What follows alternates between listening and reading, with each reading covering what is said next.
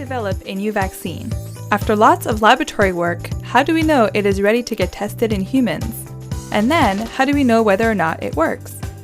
We test new vaccines in clinical trials to determine that they are both safe and effective before they get licensed in the US.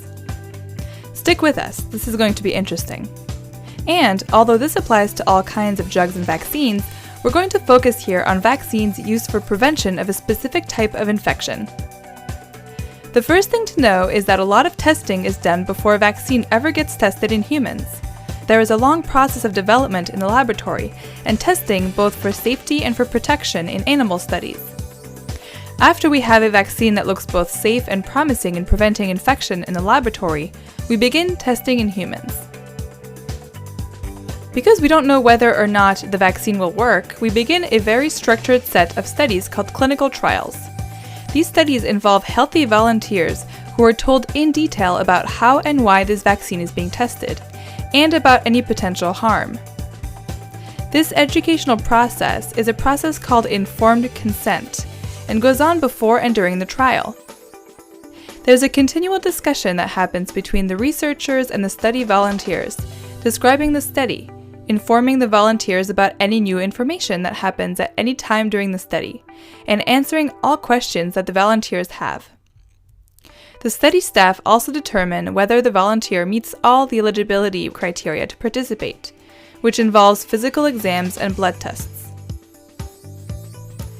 Next, we start what is called a randomized, double-blinded clinical trial. What that means is that after volunteers enroll in a study, a computer randomly decides whether they will get the vaccine or whether they will get the placebo, which is usually just salt water.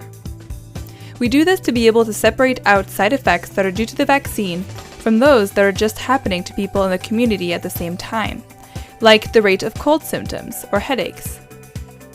And we double blind, meaning neither the participant nor the study staff know who is getting which type of injection. That prevents both the volunteers and the staff from over or underreporting symptoms. We advise participants to tell us about everything that is happening to them. Before a vaccine is licensed by the US Food and Drug Administration, it usually goes through 3 phases of clinical trials, each of which has a specific purpose. Phase 1 trials, which can last up to 2 years, compares the safety, does the vaccine cause any side effects, and tolerability, does the injection hurt, and for how long. In this phase of studies, scientists are also gathering information about the body's immune response to the vaccine, to see whether it is a promising approach to preventing that specific infection. Phase 1 trials do not determine whether or not the study product is actually doing what we hope it will do. Phase 2 trials, which can last longer than 2 years, will confirm the safety in a larger group of volunteers, and focus on the best dose and the best timing of vaccinations to produce the strongest immune response. Promising vaccines that are safe and generate a strong immune response move into Phase 3 trials. These are the largest trials and compare the rate of infection in the vaccine and placebo groups. This will tell us whether the vaccine is able to prevent infection, and if so, if it is effective in all of the volunteers or only a subgroup, like younger volunteers or women.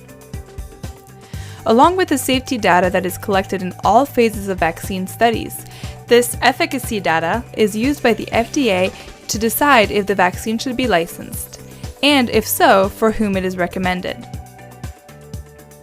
In the best case scenario, it could take 6 to 10 years for a promising vaccine to move from Phase 1 testing to real-world distribution. Often it takes longer. But clinical trials are absolutely necessary to determine that a vaccine is safe and effective in preventing new infections.